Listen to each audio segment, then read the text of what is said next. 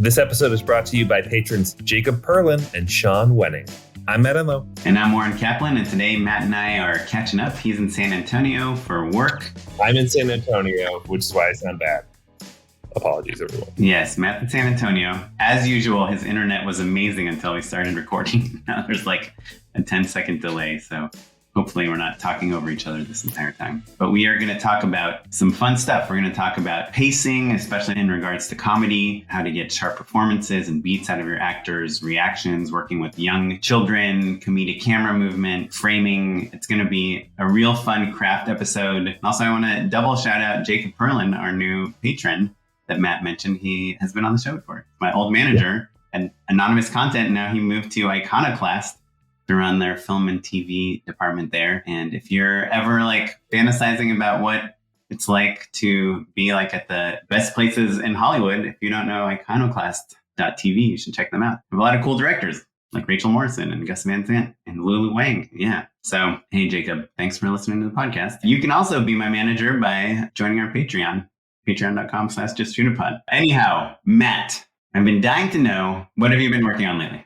Yeah, I'm in San Antonio working on a job, shooting a commercial campaign. Very fun, lots of improv. I was really glad when you brought up the topics that we're going to discuss, because like you said, we don't talk enough about craft. So it's going to be really fun, and hopefully it's going to take me into this shoot primed and ready to get some really sharp performances out of my actors. As a side tip, if you have a shoot anytime soon and you're driving to set, especially if it's a long drive, you should pull up a Just Shoot It episode. I guarantee you'll find some nugget that will affect how your shoot goes.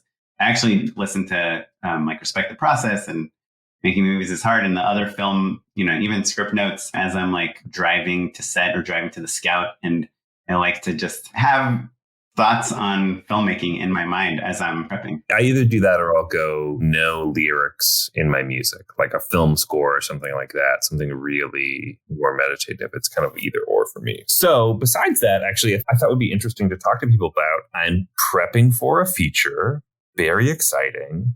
And we're out to a handful of companies right now, still waiting to hear back. Like what, production company? Like companies that will finance it or make it? Yeah. So basically the way that independent film financing works, right, is you have a bunch of different breadcrumbs that come in, right? So it's like, okay, I'm looking for people who can maybe give me an MG in writing that like I can borrow again. What's an MG?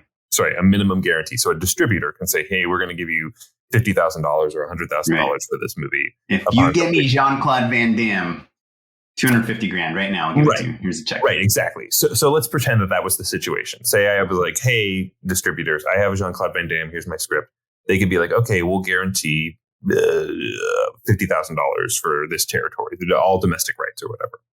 And you say, okay, I get that in writing, and then I can use that to borrow against the film. So I would have a financier basically get that money for me, right? But obviously, I'm going to need more than $50,000 to make this movie. So you kind of have to like basically go around and cobble together all of the different pieces of financing that you'll need. And some of it's going to be pre-sales and some of it's going to be this and that. So we're going to a handful of companies early on just to test the waters. But that takes a while, right? It's excruciating because it takes so long to just get people to read things and all of that stuff. So as a backup, I started kind of like building out my Wefunder page to see like, okay, just like if that doesn't pan out, what's my other plan? Because I've got a bet to win. I talked to some of my pals over there. I started building out the page. And what was really refreshing and exciting and interesting to me about it. And just for new listeners, Wefunder is a place, it's kind of like crowdfunding, except it lets people invest in a real way in the business of your film. So if you make money, they'll make money. Exactly. So it's like Regulation CF fundraising platform. So crowdfunding through like a new, more open way of investing, basically. It used to be that you had to have $1 million in the bank liquid in order to be an accredited investor. The Jobs Act in 2014 changed that. So now anyone can invest in kind of anything. So if you want to invest in a new startup, or you want to invest in a movie, or you want to invest in a new micro brew pub or something, all of that stuff is on websites like Start Engine or Wefunder. They're places where people can have the opportunity to invest in different sorts of projects. But functionally, it feels a lot like a Kickstarter in so much as like they have a bunch of different questions for you to fill out and like ways to like a Q&A with prompts and this and that. And what was really fun about it, refreshing about it, is that you immediately are forced to reorganize your pitch in a way that is business oriented. So it becomes less about like in explaining an idea to someone. It's not like, picture this. It's this meets that. It's like, imagine this actor running through a dark field and then surprise, this happens. The Hollywood type of pitching. This is the Silicon Valley style of pitching where you're saying, I've got a problem. Here's the solution that makes me special. Here's why now. Here's how it's going to make money. Just Shoot It has tens of thousands of listeners. They are all invested in Matt winning this bet to make this movie. They will all buy a ticket to the movie. That's right. Just to hear an episode where I gloat. And just for clarity, the bet is that I bet Matt that he will not make his movie this year because he had a baby, and it's hard to have a baby and make a movie in the same year. You are right. It's hard to make a movie and have a baby. That is 100% true. Will I shoot it this year? It's July 14th when we're talking right now. We'll see. If I am set up to shoot the movie and we don't roll before New Year's, I'll be okay with it. I will let you win the bet if your first shoot date is before January 31st of 2023. I was talking to B about it, B, who produced our first movie, See You Next Christmas, with me, about her TV schedule, which kind of tends to align with pilot season, which is part of the reason why there's a little bit of the tactical nature of like, okay, if you shoot it locally and you're trying to get a certain type of talent and you can say, hey, we're in Los Angeles during this time and these are your shoot dates, it's a little easier for them to say yes because they can continue to go out for network pilots, basically, which is still kind of a big deal for a certain type of actor, basically. So that's kind of a consideration in terms of like all of that stuff. Well, I guess what I'm saying is that if I lose the bet to you because of the rules of the bet, not the spirit of the bet, I'm okay with that. If I, at the end of this year, give you $100 and I don't see a way of this movie happening, that'll be much harder. Do you know what I mean? Like, it's not about the $100. It's about making the movie, basically. So I know that making movies takes a while, basically. It's hard. If it's doesn't literally happen this calendar year, but I am confident that it is going to happen and there's evidence of that, that is a win for me. I'm okay with that. But I guess the insight that I had to make this bet is the knowledge that you have a full-time commitment to pay for your life, your mortgage, your kid, your family, your cars, all the things that you need. And you have a child that because I know you personally, there's some dads that doesn't matter if they have a kid or not, they don't hang out with their kid that much. It's like, I'm working and then I'll hang out when I'm not working. But you're not that type of dad. You're the type of dad that wants to be at least as present, if not more present than you're a parent. You guys are both 100% parents. That having those two things plus enormous amount of time and money and resources that making a indie film take, that those three things in year one of house owning, child rearing, and full-time filmmaking, which already just on its own being a full-time filmmaker without the family, without the kids, without the expenses is already hard enough. Is a lot of time. There are only so many hours in a day. Right. So the bet is not me betting against your movie. Sure. It's me betting against your expectations of what a human being is capable of. Sure. Fair enough. So that's why the time limit exists. Right. Of course. And that's the spirit of it in my mind. The spirit of it isn't me versus you, movie versus no movie. You know? Of course. And it's been a nice, friendly motivator. Do you know what I mean? It's a version of setting the dates because you're just holding yourself accountable to something, right? Which, by the way, I've lost the bet, quote unquote, bet many times on this podcast as I promised to make short films and proof of concept and write scripts and all these things that I've let fall by the wayside. What's interesting about the process, and this is, I think, just helpful for people at home, is that like there's two parallel paths that I'm running on. This is bringing it back to my initial point. There's the DIY, find the money yourself, right? And Wefunder is a version of that. Yeah, I think it's the new way of hitting up rich dentists or whatever. Like you don't literally have to know them personally, but it is a similar sort of investment pool. The people who invest in a film on Wefunder who do not know you personally are doing it because they love movies and they made a very good living. And so they are willing to trade their hard-earned money for a taste of that Hollywood life. And in the best circumstances, and I think that this was mostly, if not all, the case in our See You Next Christmas experience, it was a good trade for all parties. Like the people who invested the most and were the most involved with our film had a blast. And like we talked with Paul Scanlon from Legion M, they're people who could afford to make those investments. So that's an interesting thing to think about. The other path that I'm describing is the more traditional Hollywood path, right? And I think that my film is going to be a combination of the two. I think it's going to be a combination of equity and traditional Hollywood money. But that Hollywood money, it just takes a while, right? And it's just as fickle as the equity, the 100%. The independent investor. Someone will tell you yes today and no next week. I would say it's more fickle. Because people who are investing on Wefunder are single individuals. They're not corporate entities. They're not capital investment firms. It's just like, do I have the money in the bank and do I want to do this or don't I? Is the question they're asking themselves. Like, what's my balance sheet, my personal balance sheet look like? Not a company with a corporate mandate and who's reading scripts all the time and different things are coming in and are like trying to surf the waves of Hollywood trends. My point about the traditional route is that, like, if you just know that your rewrite time is going to take X number of weeks when you're not writing full time, even if you're writing full time, that can be pretty, fast, depending on your speed and all of that. And you do multiple rounds and then you send it to companies and it takes them 3 to 4 weeks just to give you the first inclination of whether or not they're interested. And then they probably will have notes and stuff. All of a sudden that timeline is sprawling out into July.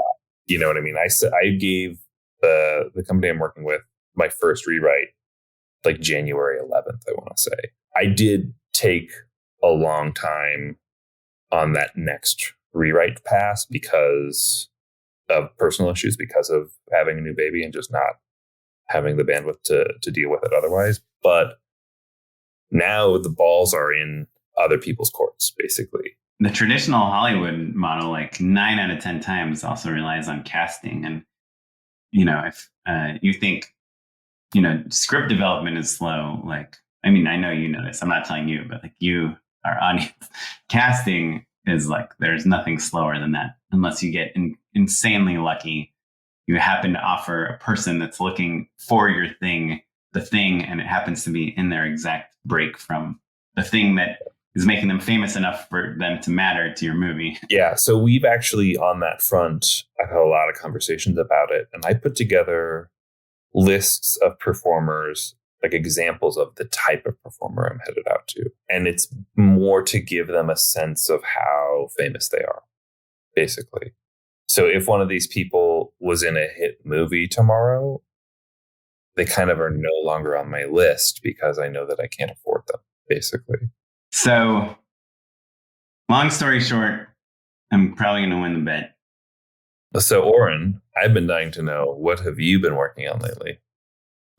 I have just been grinding in this commercial thing, and I just had a shoot last week, and it was notable in a couple ways, and I say unfortunately, but everyone has their own opinion. It was a non-union actor shoot, which generally means newer actors. It was a comedy shoot, which means you need really good actors. And it was 3 spots, and each spot starred a 5-year-old. So they are especially new actors, these 5-year-olds. So it had the challenge of working with little children, but also and directing them and getting comedic performances out of them, but also just getting good comedy out of the entire ensemble cast. And for a commercial, and I can't stress this enough, a commercial, you have a time limit. So the comedy cannot be slow, right? Because you go see an improv show and there's so many funny people that are just like, the laughs live in these awkward beats and awkward silences. But a pregnant pause can be the punchline, but not on a commercial. Yeah. Before you keep going, I just want you to paint the picture a little bit. You said a 5-year-old child. If you are not around children with any frequency, 5 sounds pretty young or pretty old, depending on whatever. As the parent of a 6-year-old now, right? Mm-hmm. Yeah. Paint the picture of what a 5-year-old typically can do. Where are they developmentally and in their lives? Just real quick. Well, first of all, they can't read. You can't give them a script. They have to memorize things, and which is part of the reason it's hard to change dialogue. And their parents are so important. They can walk and they can talk, but for context, I think we saw maybe like 100 kids in our first, video submission, and I would say at least 50 of them, you would not be able to understand what they're saying if you didn't have captions. Like your family understands you perfectly, but like your ability to enunciate isn't super clear. Your vocabulary is limited. There's all sorts of little quirks, linguistic quirks that people grow out of, Yeah. And we were using big words. The context, all these kids were playing bosses in various offices. And if I wanted them to say, you're going to have to talk to HR about that promotion, they literally have no idea what I'm saying. They're going to butcher most of the words in that sentence. So they're great. Also, they just have a time limit. You got 30 minutes maybe on set maximum. Before what? Before they just stop doing what you asked them to do. Like they don't want to do another take. One of our actors spilt, there's a scene where he's supposed to drink a Capri Sun, and he spilt the entire thing all over his wardrobe. That is like one of the least surprising things that happened. Safety is incredibly important. We had a kid stand on a table. There's a very high chance he will take a step, and they are so easily distracted. That's a 5-year-old in a nutshell. I'm trying to think. And just to remind people, like, it's so easily distracted. It's like, a film set is full of distractions, and you need them to look at one thing and one thing only. The person they're delivering their lines to. I'll just tell you my thing with a kid that age. It's incredibly helpful that I have a kid that's close to that age. My number one tip, if you're going to work with young children, by young, I mean like younger than 10 or 8. It's going to sound very specific, but I believe in it, is learn at least 3 magic tricks that you can do on set and that you can do well with something in your pocket, like a coin or something. I know it sounds so dumb and so clownish, but what I've learned about children from having one is they have zero interest in conversations. I don't know if you've like auditioned any kids recently, but if you're like, hey, what shows do you watch? Oh, Paw Patrol. Oh, do you like Disney princesses? What's your favorite ride at Disneyland? Oh, what grade are you in right now? Yeah. They don't want to know. What are you learning in school? They do not give 2 shits about talking about that stuff. They do not like to have conversation. They're the opposite of intellectual. They just want to see things and do things. For years, I tried that. I would like audition kids. I meet with them. I try to make friends with them. We're all wearing masks on set, which makes it 10 times more difficult to connect with a child when they can't see your face. And I literally like take a coin out of my pocket and like, make it disappear, pretend to eat it, pull it out of their ear, like all that dumb, lame dad magic. What? Just like a basic palm. But the main move is called the French drop. Just look it up. Okay, sure. I do know. You're like 90% of the way there on everything magic related. Yeah. I also do a really good like a straw up the nose and then pull it out of the ear. Another really easy one. Great one. Or a pencil. You can do it with anything like long and skinny that has like one texture on it. And then I have disappearing salt shakers and cups, and also just like a tissue or Kleenex or anything. I can make it disappear in front of your face. Because basically you just throw it over their head, out of their eyesight. But if you know those 3 or 4 things, like literally the kids will not leave you alone once you show them this trick, and they'll want to engage. And you can reward them, like, hey, do this trick. And they'll always say, wait, do that again. And you'll be like, I'll do it again if you do another take for me, Quid pro quo, Clarice. It's all a negotiation. So we had a kid. He actually might have even been 4. He was the youngest of the kids. And his bit, like his character was this boss that never pays attention to and he's in a presentation and we're trying to present to him. And he's just like he can't loses his phone and is drinking, like spilling Capri Sun on himself, which we got because he did, even though that wasn't the plan. And he shows up in this little toy Mercedes, and he just is just like crashing into all the office chairs and stuff and walls and shelving while they're trying to give a presentation. So with that concept, to me, the approach was like, hey, this is what we have scripted. He's like turning his sunglasses upside down. He's crashing into things. He's like squeezing his juice packet. But anything he does works. And so in the edit today, I saw the first rough cuts. Like 2 of the things where he's ignoring them are just things that he did while he was ignoring me, So I have 2 questions. So first of all, are you planning on any VFX? Are you shooting plates where you can, for instance, really what I'm getting at is that I think that there's a very strong parallel between shooting with animals and shooting with children. And I have a lot of experience shooting with animals. Relatively similar in so much, like when they're young, there's a few things that you can do. Yeah. I mean, children you can talk to. I'd say they're way easier to Yeah. But even still, what I'm getting at is like, I would do a lot of VFX. I would plan on VFX because then I could have closer proximity to them and know that I would just get the shot that I actually wanted, but, paint myself out or a trainer out or a parent out, right? Whomever, right?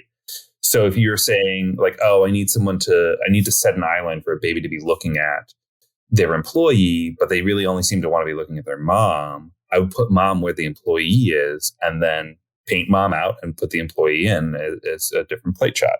The other thing is, again, with animals, like if you're trying to get them to do tricks, it's pretty hard, pretty rough. But if you're just asking them to be present in an environment and then you're giving them things to react off of or to think through, that's where you're going to get a real authentic performance.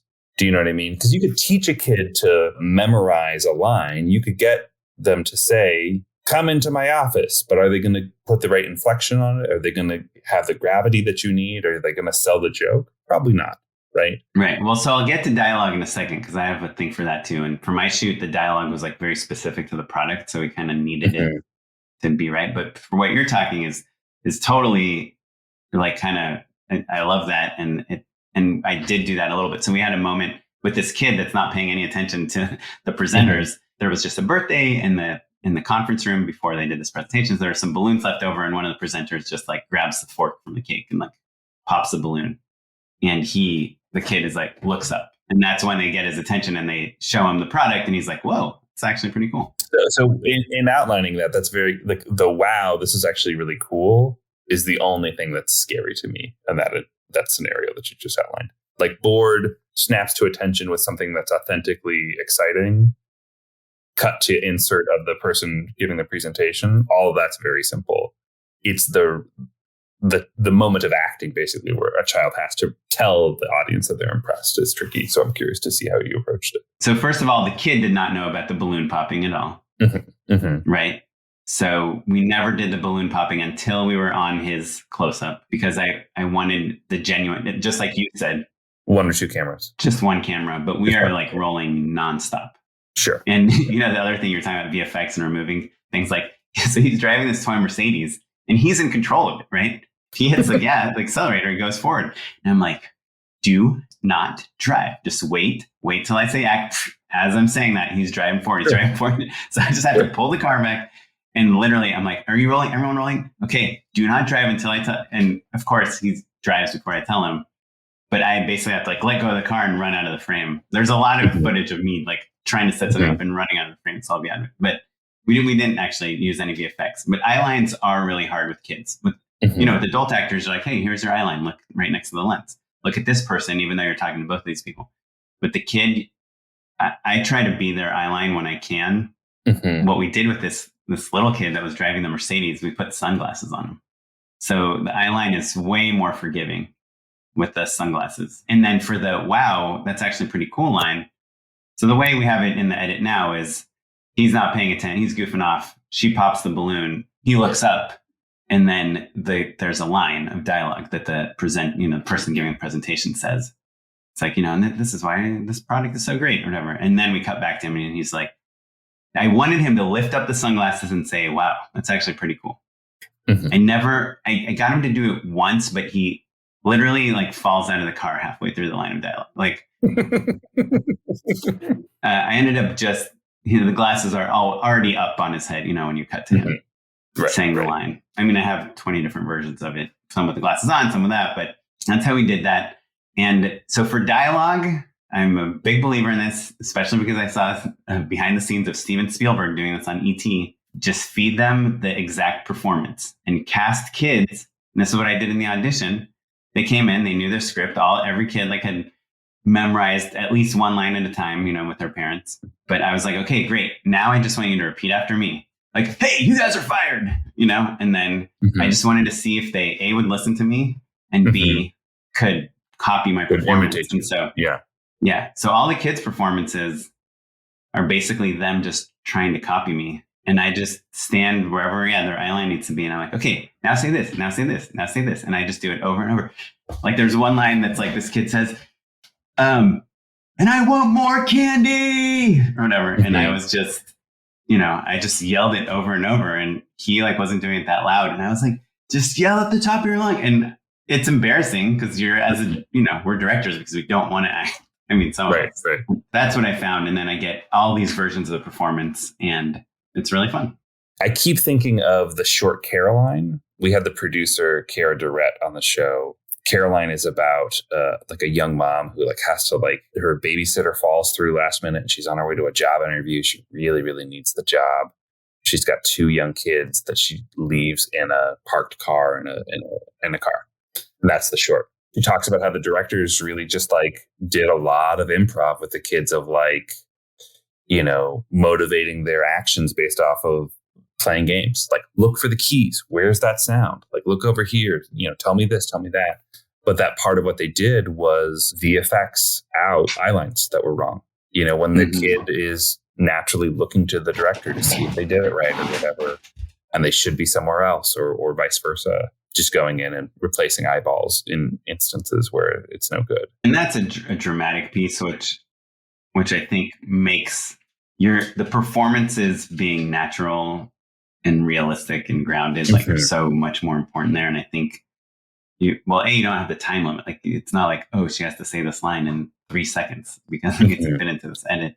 Right. But also, I think all those things they did would totally work here too, on a schedule and all that stuff. When you don't have time to do those things, especially if it's a comedy spot, sometimes it's okay if you're just feeding them the performance, and they actually in reality don't quite even know what the performance is. They don't even know what's happening. Yeah. I think that honestly, it's more for if the performance, if you love everything about the performance, but you can't use the take for some eyeline reason in the last moment or something like that, perhaps you can salvage it. And the last thing I'll say about, my last tip, which is again, a very obvious one, but if you don't have kids, maybe it's not as obvious, is they literally work on rewards. So when we had this electric car, I unplugged the battery and he's like, the car's not working. And I was like, hey, if you give me 3 takes, I will fix the car for you. It sounds insane, but that's how kids think. Oh, I'm going to get this thing if I do. Because if you wanted them to do 5 takes because the dolly messed up and then this thing, and then they said the wrong line, they're going to be no. And there's not a lot you can do about it. So you need to come prepared with the rewards, and I mean, there's the obvious, the ice cream and the candy, and obviously they will crash quite fast after that. But this is kind of working with animals. If you had a bag of chocolate chips where you could give them just a really small treat. Yeah, a little treat every once in a while. Yeah. Silly as it sounds, that stuff works and the kid will actually really enjoy it. Anyhow, yeah, so those are my tips. I'd love to hear your thoughts. You can email us at justshootitpod@gmail.com if you have any thoughts on working with kids.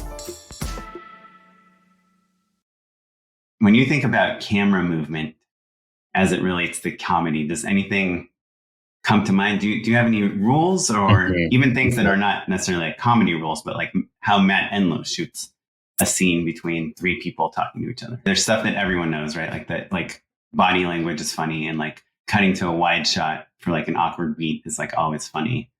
Yeah. So this is maybe a little bit of a tangent. You are very clued into shooting for a great edit, right? Which is people who have an editing background, I think they totally get that. And I think of my wife also loves editing because she cares so much about dialing in a performance so much. She loves to micromanage every single breath, every single beat is like she wants to craft and like really, really, really dial in. And it's hard to do long takes that are as dialed in as she wants. It's easy to do single little bites, right? You know, you can get you get the bits and pieces. And you don't want to give an actor like 80 notes on the scene. Right? Yeah, you can't. You give them 3 and they're tapped, basically. It made me think a lot about when I first started working and directing. I was really scared that things just weren't going to cut together. And so my coverage was really expansive. I would not that I had that many angles, but I always had clean singles and a master so that I knew that if I messed up somehow, everything still is going to make logical sense. Things are going to cut together because like I said, I was just scared that I was going to not have a clean entrance or exit or something strange that was just going to make it so that the scene was unusable, basically, which I think I had maybe done once or twice, you know, in like a practice short film or in film school, just like been in a situation where I couldn't get myself out of a mistake, basically. But as a result of that style of shooting, you end up with footage that you can really, really chop up. It lends itself really well to improv, really well to cutting jokes that don't work or plussing things.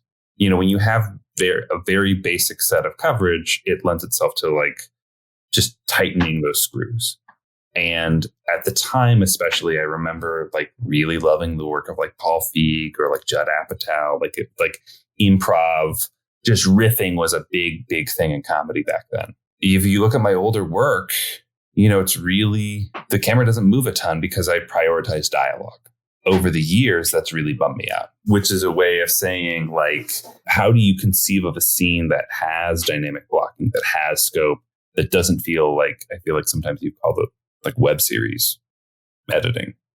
You know what I mean? Mm-hmm.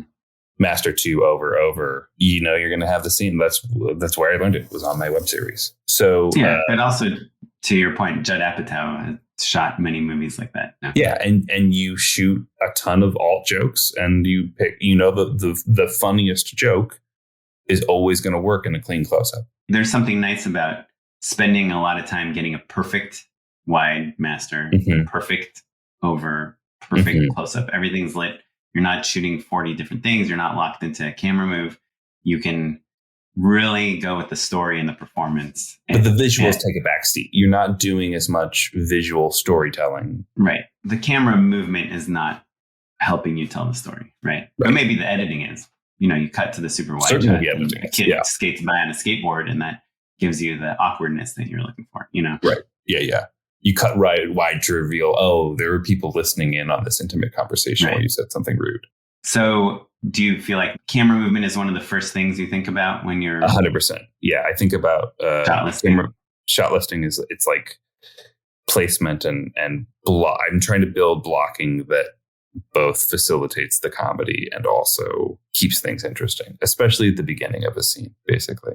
I think there's something to be said about those simple, you know, filmic structures, especially when you're starting out. Yeah. So I think if you want to do visual comedy too, and obviously if you watch like Tony Zhu's, you know, essays on Edgar Wright, or Every Frame of Paintings episode on Edgar Wright, or Buster Keaton, or even Jackie Chan, like that's so much visual storytelling, you know, and Edgar Wright, like he can make a really hilarious shot without ever moving the camera. And it's about a hand entering or a person entering or something like that. You know, in comedy, one of the funniest camera moves of all time is a pan, you know, from one thing to another thing, whether it's a reveal or whether it's just to see a reaction and come back. We actually did something on my shoot, which is like a kid yells about candy, and we like pan into the hallway of the office, and some guy that was on his way to the office just like backs up and like takes, you know, exits. Just the slow backwards. Yeah. Didn't make it into the cut, but to me, the funniest part of that is the pan, you know, it's taking us out of our scene for it's like a Family Guy type of joke, right? Or 30 Rock. Both of those shows have an omniscient voice. There's almost, the camera is the narrator telling you there's something else in the world that's funny. Remember that what's happening here is absurd, and here's someone objectively reacting to it the way that you would, You're not in the moment in quite the same way. I guess my personal philosophy, and this is like Oren's way of shooting comedy, is I think if the plot is funny and you have kind of really good jokes, and like if you think of like The Hangover or like Shaun of the Dead, then I would shoot it more steady cam, dolly, static shots, pans, controlled camera movement, because I want to be cinematic and I want the story to be really funny. But if I'm doing more like absurdist humor, which is more of what commercials is, like this job I just did where these 5-year-old kids are the bosses in an office that's otherwise all adults. It's like a juxtaposition, right? It's like a metaphor. It's like a sketch. Yeah. It's a sketch premise. Yeah. So to me, if the premise is absurd and like not grounded in reality, I want to ground everything else in reality. In a way I do that, and I 100% did not come up with this, obviously, but I do what they do on The Office and what they do on Parks and Rec and what they do on Modern Family.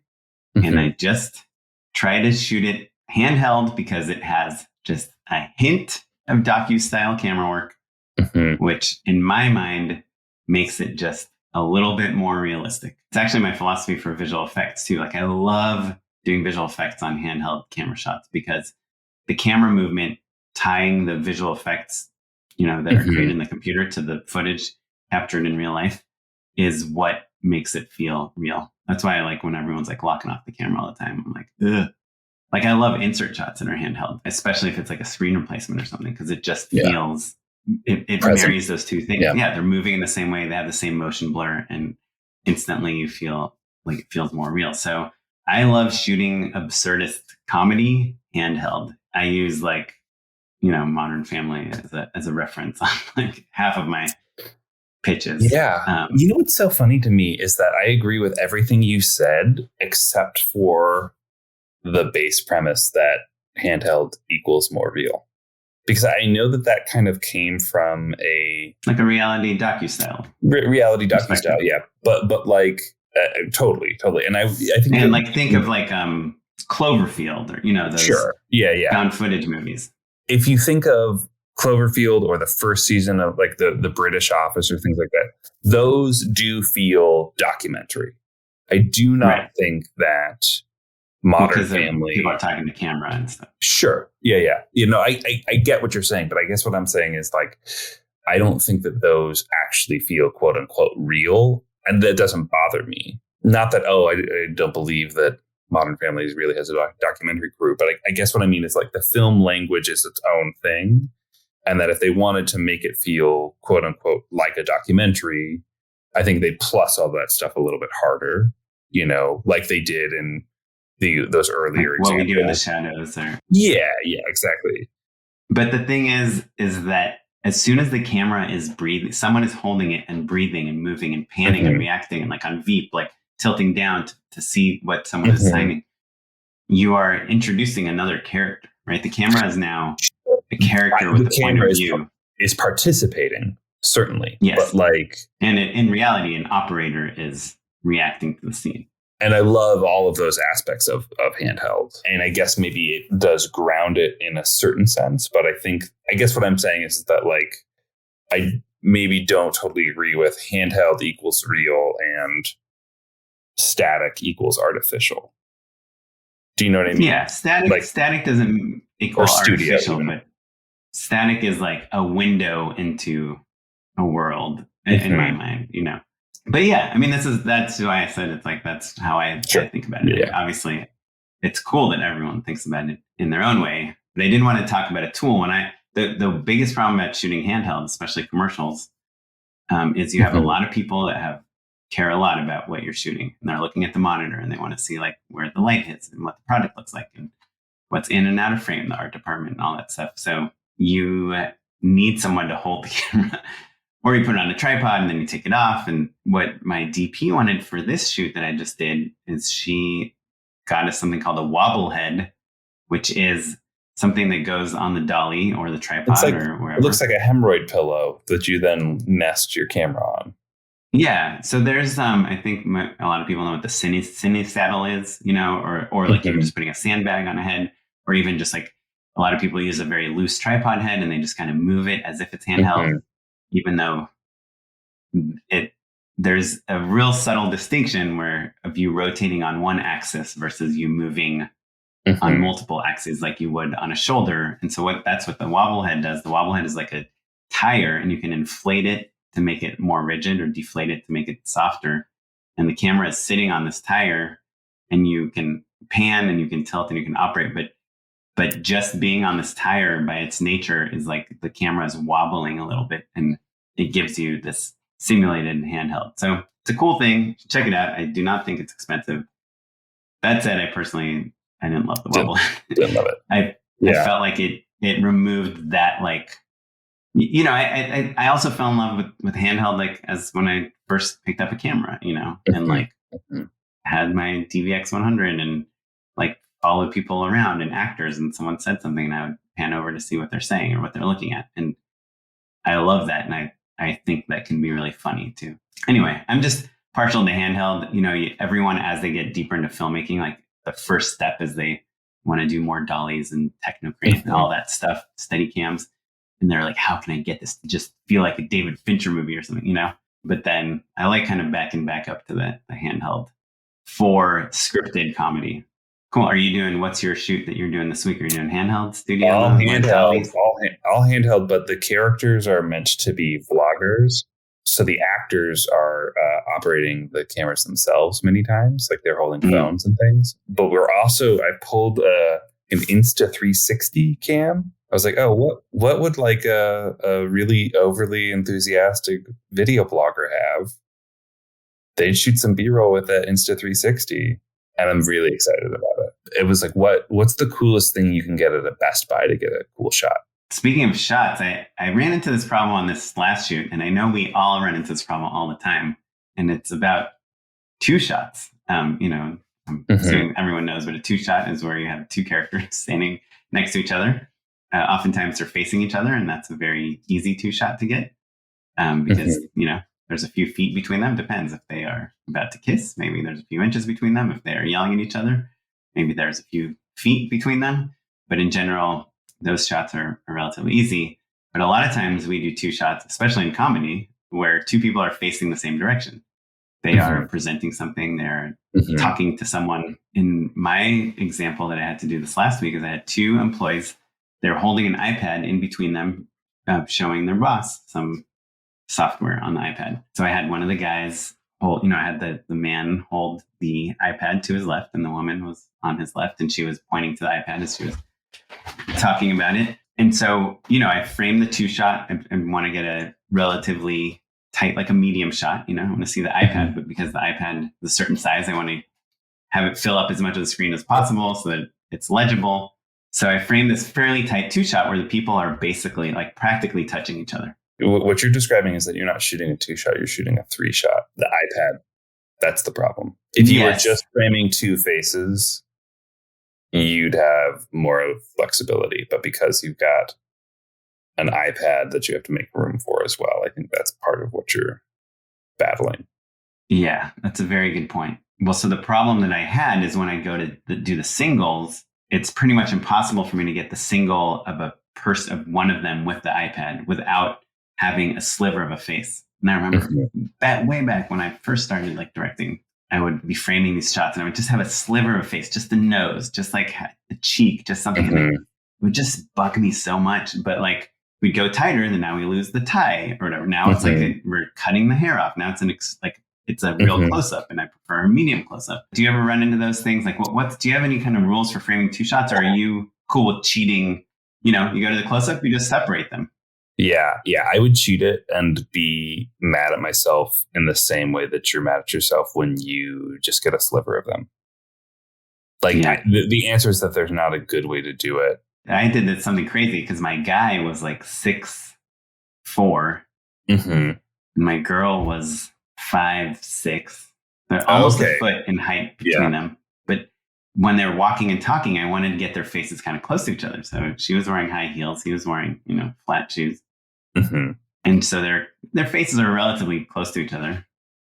But now when I'm going to the singles, I want his face out.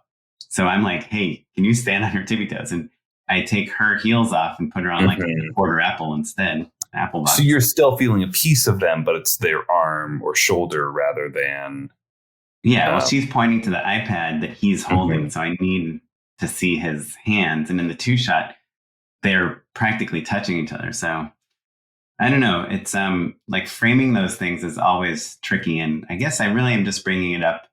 A, so if anyone else listening ever has this problem, know you're not alone. And B, for me to know that I'm not alone, to know that this happens to you sometimes. Yeah, definitely happens to people all the time. Did you consider the other solution is that you shoot at a bit more of an angle? If you have your two actors are square to the camera, the shot that you're describing is a center punch in, right? Effectively, you're just zooming in. You're just lensing in and then trying to split the difference between the frame size that you want and the composition that you want, right? Yeah, pretty much like it's like swinging a lens and getting close up and then panning left and getting close. Yeah.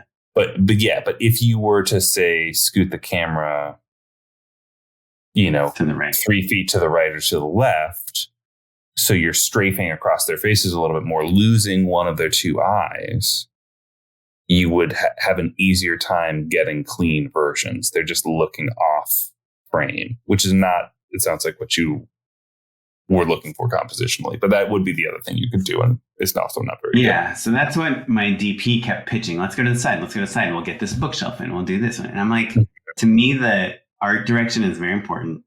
Framing is really important. Lighting is really important. But the thing that trumps all those, for me personally, is eyeline. Yeah. Yes. And I like an eyeline that's as close to the camera as possible, especially when you're delivering funny dialogue or talking about something that we need to make sure the viewer sounds like product value props as well, right? Yeah. Value props. If they're setting up a story point that like they said the code was 1, 2, 3, 4 or whatever, like I wouldn't have that dialogue play on someone's reaction shot, right? And want to see that actor thing. So I guess the takeaway here is just like when you're making your beautiful 2-shot or master shot or wide shot, and you're moving everything and cheating everyone and apple boxes here and rearranging the furniture to make it just the perfect thing, just know that you'll end up being in that shot for like 10 to 20% of that scene. Yeah. And you're living in these medium shots and close-ups and don't screw over, like just always think of what those close-ups, and if you have like Artemis on your phone or something, like while you're setting up that beautiful wide shot, just run over and just make sure, because hey, guess what? Now that person in the medium shot might have like a giant tree sticking out of the back of their head or a light pole or weird lighting. And I think that I maybe stand by my first suggestion of like, just cheat it. Like the cheats aren't that bad. Yeah. Yeah. DPs, they want to cheat everything. And then you're like, that's because you're never in the edit, dude. Yeah. You don't have to live with the consequences. If it didn't work, we can't use it. So yeah, you're getting great shots and it's undeniable that this is a good shot that you got, but it does not cut. I mean, I'd love to hear from our listener. I know I say this about every topic, but literally if you have a way you shoot comedy or you think it's funnier, especially this 2-shot problem, I would love more insight on other ways around it, Yeah. And I think that even the more general version of like going from wide to coverage of your actors, like what are the pitfalls you've had and like ways you've gotten around them? Email us at justshootitpod@gmail.com, or you can tweet at us at justshootitpod. I want to talk about one last thing about comedy, shooting comedy. It could be actually not just comedy, like anything that's slightly stylized or has a time limit or has to be done to like a rhythm of a song or something, is about getting, I call it sharp performances. What I mean by sharp performances is no mumbling, no stumbling, and picking up the cues, which for those of you that don't know means don't wait before you start your line. Like as soon as one actor finishes their line, the next actor's already starting. Don't leave any breath in the performance, basically. Yeah. Yeah. And I find that even on comedy sets, and I had some actually really good comedy actors on this last thing. It was kind of a mix of like really experienced comedy actors and not so experienced. But even the experienced ones, their instincts are to play things awkward, to have a pause, to do this. And I'd be like, that's awesome. That's awesome. Love that. Love that. Let's just do sharp, no ums, no uhs, no, excuse me. Just like tight. I would say tight. Yeah. Tight. Yeah. Tighten it up. And so, yeah, how do you talk about that? And like, how important is it for you? Yeah, it's super important. I think that it's something that you talk about results oriented directing. Tighten it up, pace it up. Pace it up, I think, is an okay one. Like faster is effectively what I'm saying. I think that's okay. But tighten it up tends to not get the result that I'm looking for anyway. And so I think that it's sharper to, I think you can say like be articulate. Like, yeah, enunciate, basically. Enunciate, I think that, clarify things for people. I think those are all okay, but then still backing it up with something actable, attack that person, impress that person, charm that person, question that person, challenge that person.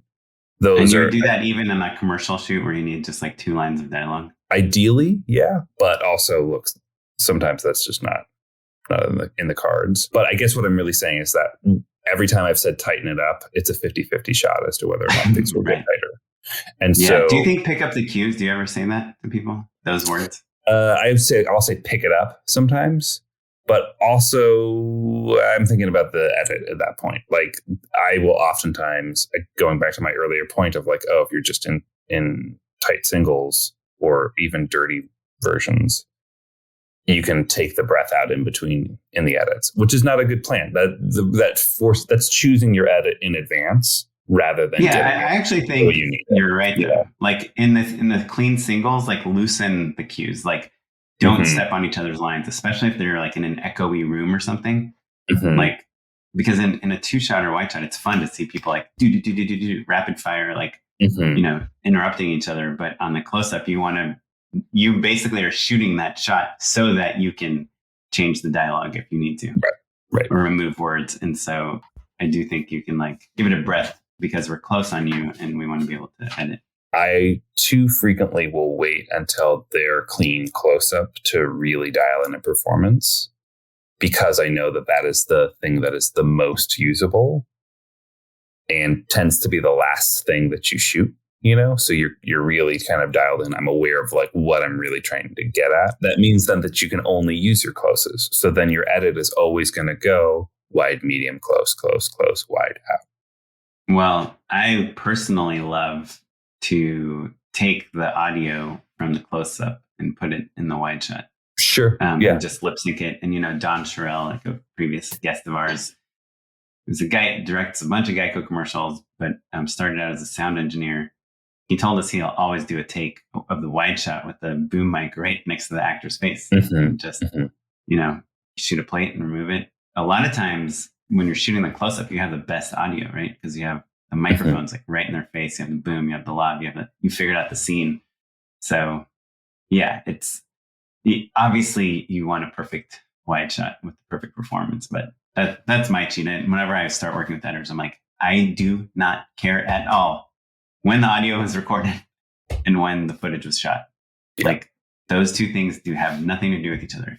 There's a funny sound that happened in this take, but a funny performance in this take, just take that sound. Like it doesn't matter. And you can change an entire feeling of a shot or a scene or commercial or movie by changing the performance by choosing the audio from one take and putting it in the video another take. It's so funny. We've been making this show for 45 years, and that's the first time I feel like I've heard you say that. Or maybe I just forgot in the last 40, and I love that. It's really smart. I just remember kind of one other thing that I say about pace is like, so the thing about actors, when you're on set and they're getting paid and you're on a schedule and you give them direction, they'll be like, great, thank you, I'll do that. But I guarantee you, half the time they say that, they have no idea what you're talking about. Yeah. So sometimes I give direction. Okay, thank you. Yeah. And I don't know if it lands. So that's why I like to talk to you about it on the podcast. Have you ever asked an actor, like, did you know what I meant when I said this? When I said pace it up, did you understand what I meant after they didn't do it? I wouldn't say it that way, but if I tell someone to pick up the cues and then they're not doing it. And my first test on every actor, I don't know if it's a jerk move or something. So I'll be like, hey, can you stand on that mark real quick and then cheat your eye line to camera? If they can do those two things, then I know that they've been on a set before and they've acted and they have some experience. Sure. Yeah. If they're like, I've literally had actors stand on the mark backwards, they put their heels like where the teeth. Like, okay, we got to talk to this person a little differently, That's sweet. But was the camera placed yet? How? Yeah, I know. Yeah. And that was like on a multi-cam, like I had 3 cameras. But I told you I had a version of that one time where I was a new person. I'd set up the mark was very specific. It was like high frame rate. There was smoke going off. There's dead bodies. They're like just like walking through. It was like an over the top. I knew I was going to add doves into the background, basically, like John Woo doves. Like, and she's got like a cool gun and sunglasses and stuff, and she's walking in slow motion, and she just breezes right past the mark, just keeps going. It's just like practically walks into the camera. You just burned 1,000 feet of film, dude. Yeah, exactly. Wait, so you were directing or you were directing? Working. Oh, directing. Funny. Yeah. So funny. I think I've heard that story. Yeah, but so the thing I do tell actors sometimes to try to get the pace higher is that I want to feel the scene should have a rhythm, and then I'll kind of try to act it out. Like you say this, da da da da da, and then she's like da da da da da da da da, and then he comes in. Like if I had a metronome playing, that's like your line, her line, your line, and the door opens.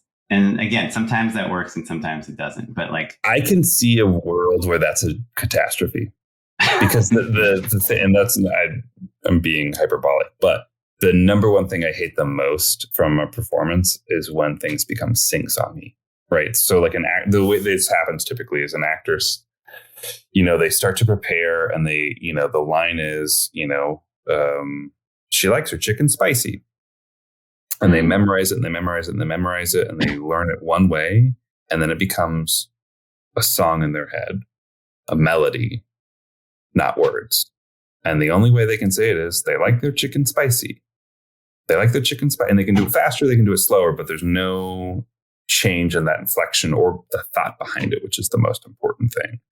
And so it doesn't necessarily end up being a problem, but if you need to tweak it, if it's not she likes her chicken spicy, it's she likes her chicken spicy. If it's a song, it's really hard for them to break it. If it's just 2 actors talking back and forth, I would first try to pick up the cues, and then like I will be like, hey, there's a sense of urgency. Like you hear someone just thrashing the office, like plants are falling down, glasses breaking, talk loud, walk fast. We had this issue where we were dollying back, leading these 2 actors.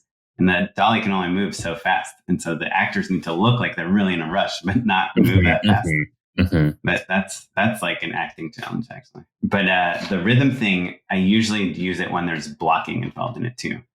And I find it's really hard for actors to, if you give them a direction, like, okay, say it like this while you're cutting the cake, while you're picking this up, while you're opening the door, it's like hard. But if you can turn the pieces, like say this, turn, open the door as she walks in, you do this. So that's like, I think I go to rhythm more for how the blocking is interacting with dialogue than like, unless it's like the opening scene from Juno or something, or there is like musicality, Edgar Wright rhythm. That we need to hit. But, with good actors, they can hit your rhythm and keep the performance, Yeah, without a doubt. Yeah, and I think also the more experienced people are, the more you can bring them in on that stuff. You can say, hey, don't forget this is a 30-second commercial. Can you just give it to me faster? And they can keep it natural and funny and good and all that. Or watch your eye line here or pace this up or whatever, Or in our world, that since we do a lot of comedy and everyone's like, oh, add a button at the end, say something funny at the end. And then, all the actors in the scene will all fight to say something. Tag on top of each other. Brutal. Yeah. And so you do it you rehearse it, while they're setting up the camera or something. Like, that's awesome. I love that line. Let's on this take, let's just have that one line and let's do a shorter version because it's maybe it'll fit into the 15-second cut. But when you start improv, that's when things just get so long. But yeah, I mean, you're doing workshopping scenes like every week, so you're probably getting a lot of this type of action. But to me, when you figure it out, it's like such a good feeling. And when you don't figure it out, that's when I just shoot like 3 camera angles because I like, we'll edit this to work. We'll tighten it up. We've talked about when I'm doing those workshops, though, you don't have any of those tools. It's been the thing that I've been dealing with when the you most. mean editing or directing? Editing. So if I'm like, the pacing is wrong, I've been having a really hard time because like I'll say things like go faster, and that's not good directing. And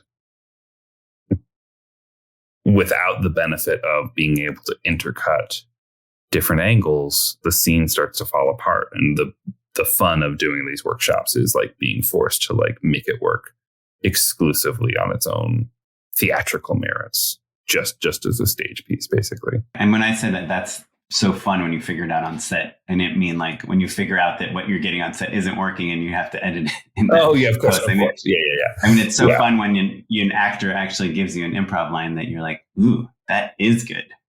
You know, sure. like, like, let's say that. And then like, the people at the monitor are laughing like that's, and that it fits in the rhythm. That like, that's the fun. It doesn't happen all the time. But I guess what you get to do, you get to faster, but you can also be like, ooh, you know what? Like, I know you were sitting down for the scene, but what if you're like peeing in the toilet while you do, like, or whatever you do, like, I imagine that is what I'm always like, well, this time you're on the toilet for this one.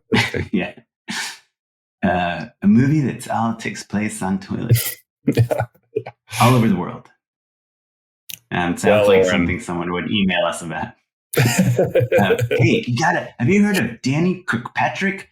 He's got famous grip. Public urination / two-shot spot. And now he's done the first movie that features toilets from 17 countries. Yeah.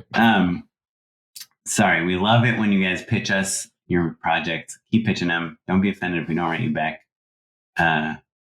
We're not great at it, but we love to hear from you.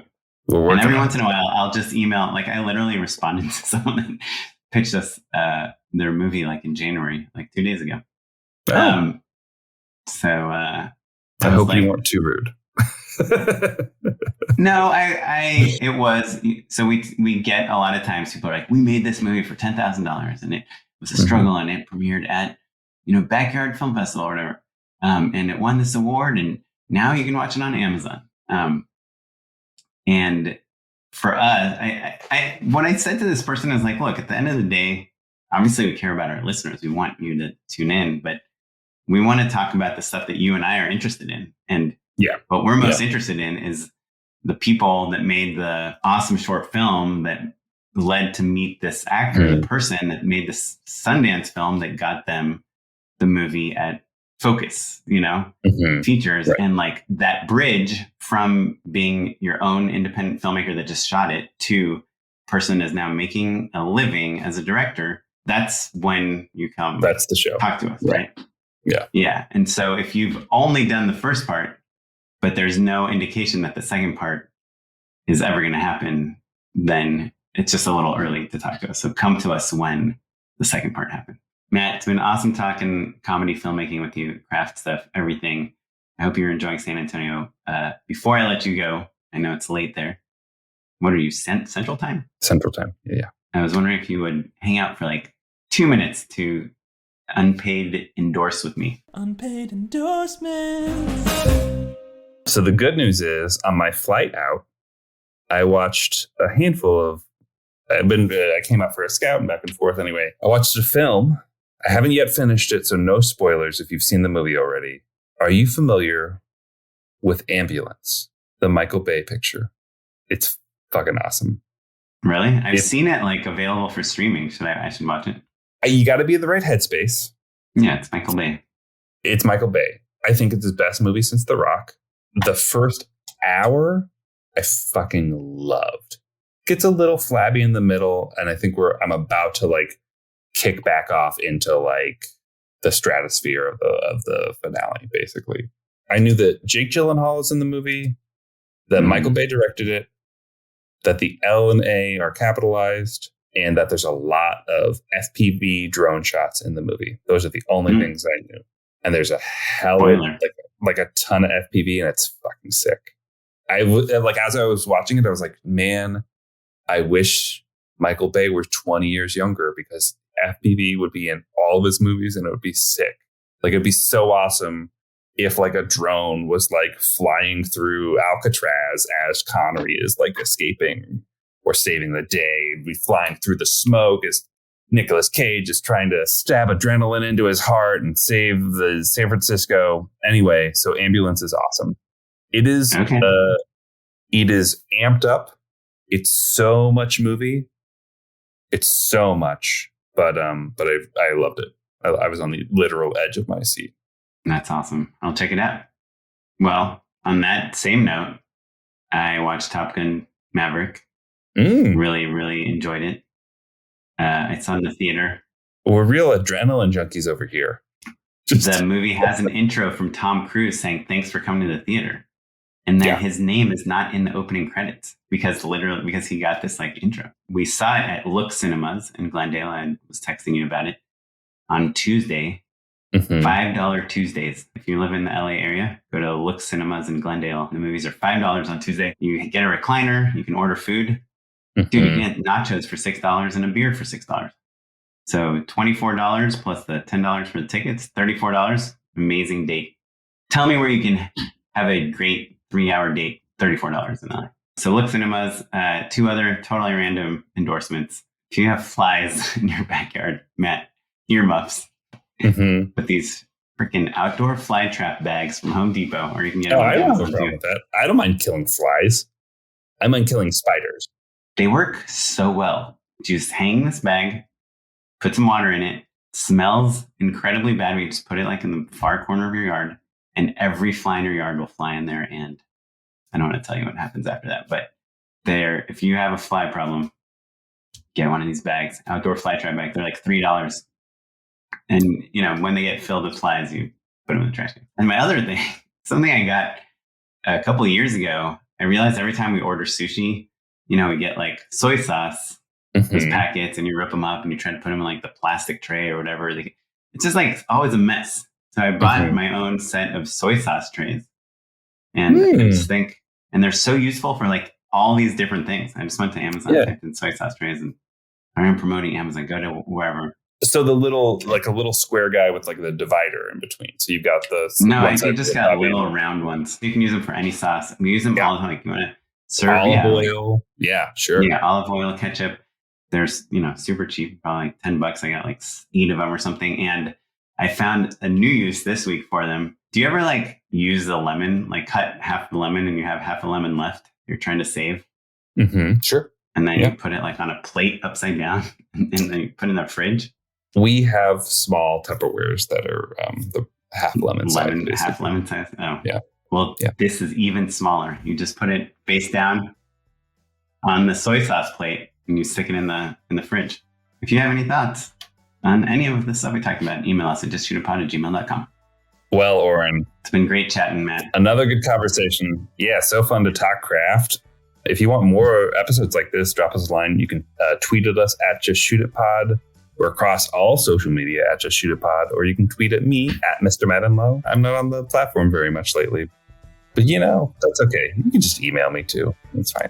I'm on Twitter all the time as just a reader, and I like things. So if you follow me, I'm at SmiteyPyleg. You can see all the things I like, and maybe you'll want to not follow me anymore. You can also follow me on Instagram. I'm at OKaplan, and I have on my to-do list is like all these behind the scenes things I want to put on Instagram that I just haven't in months. So tune in. In the meantime, though, if you're looking for a good film social media handle to follow on TikTok, shout out to our editor, Noah Bayshore. He's talking about his Instagram, his TikTok. He's blowing up, doing incredible stuff, retweeting all sorts of great filmmakers. Awesome. So at Noah Bayshore on TikTok, that's a recommendation for following. Yeah. So Noah Bayshore, he's our editor. The music you're listening to is from the Free Music Archive and the artist Jazar. And rate us on iTunes. We really appreciate it. Email us, chat with us, DM us. We really enjoy interacting with you, and we'll see you next time. Thanks, everyone. Bye. Bye.